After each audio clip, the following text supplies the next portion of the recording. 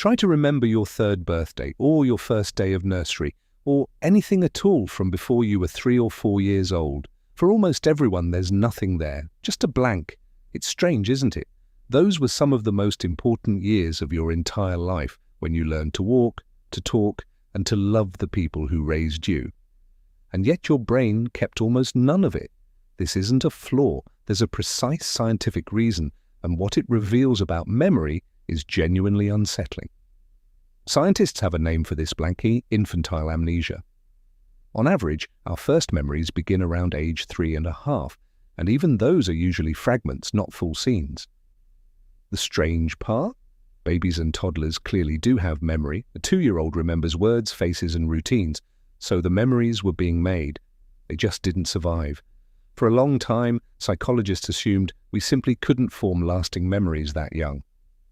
But newer research suggests something more interesting. The memories may have been stored. We just lost the ability to retrieve them. So what's actually happening in there? A big part of the answer is a brain region called the hippocampus, the area responsible for forming long-term autobiographical memories. In a baby's brain, the hippocampus is still heavily under construction.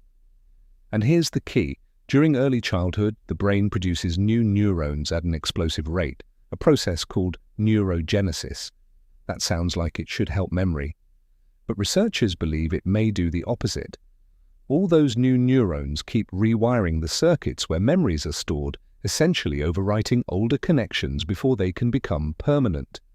Your early memories weren't deleted out of weakness. They were built over by a brain growing too fast to hold still. But biology is only half the story. There's a second reason, and it's about who you were before you had words. Most of our lasting memories are stories. We remember them as narratives with language.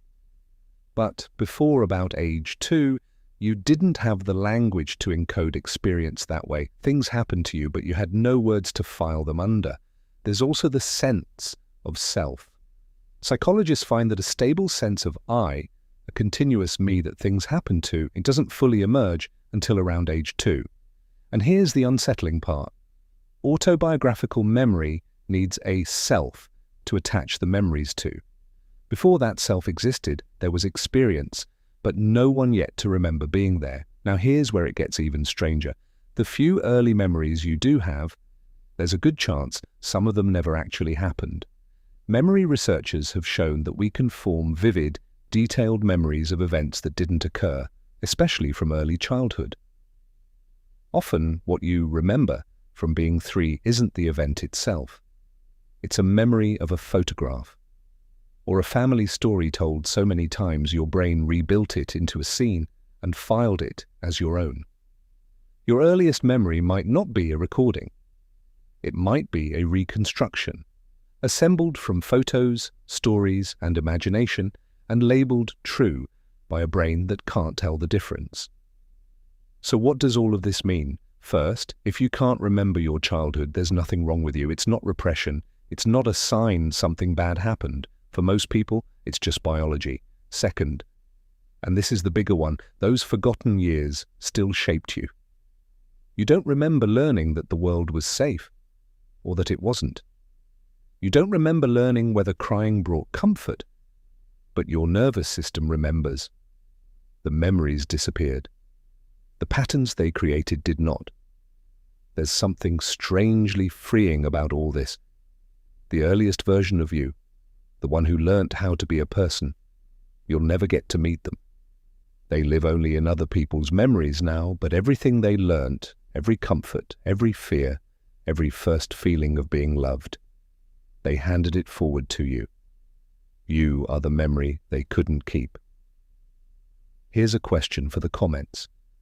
What's your earliest memory and how old do you think you were? And be honest. Do you think it's real or built from a photo or a story?